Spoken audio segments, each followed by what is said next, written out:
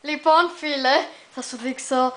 Δεν θα σου δείξω δηλαδή την τουαλέτα, αλλά θα σου δείξω το πιο βρωμερό και κλανιάρι κρατούμενό μας. Θα πονέσω. Όχι, δεν θα πονέσεις, αλλά θα λιποθυμείς από τη βρώμα και την μπόχα. Φοβάμαι. Θέλω και να κλώσω πάλι. Αμάν, κλανιάρι κι εσύ.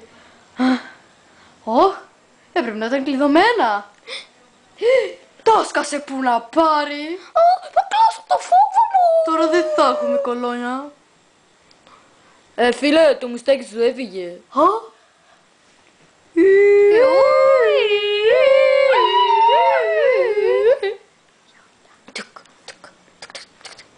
Ναι ρε φίλε, το κατάφερα. Μήπως βλάκες δεν καταλαβαίνουν τίποτα.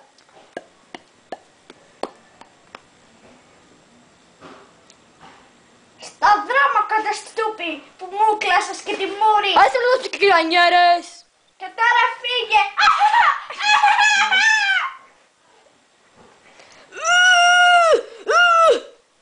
Λερώθηκα. Μου φύγε μια κλανίτσα, συγγνώμη. Θυμάμαι στιγμής που παίζα κιθαρίλα. Τι κούλ που ήμουν ρε παιδιά. Κουλ μωρό. Λα λα λα λα. Λα λα λα λα.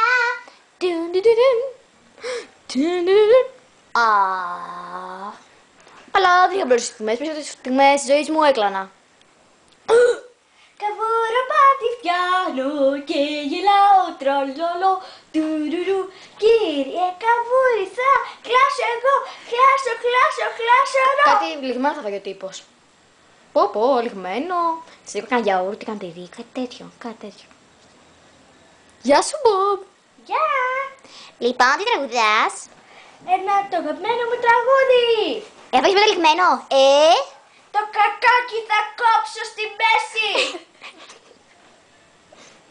Άσε μας φύγει από το τρεμοτερελέ. Θα σε κάνω ένα συγκρότημα. Μήπως, ή να μου τραγουδήσεις ξανά. Ναι, και το λες. Φυσικά. Μην κλάνεις. Βρωμάει, σε παρακαλώ, σταμάτα να κλάνεις. Βρωμάει! Σταμάτα να κλάνεις, σταμάτα. Ξέρω που το πας. Πού το πάω, δεν ξέρεις που το πάω. Ένα συγκρότημα με κλανιές με το μπα.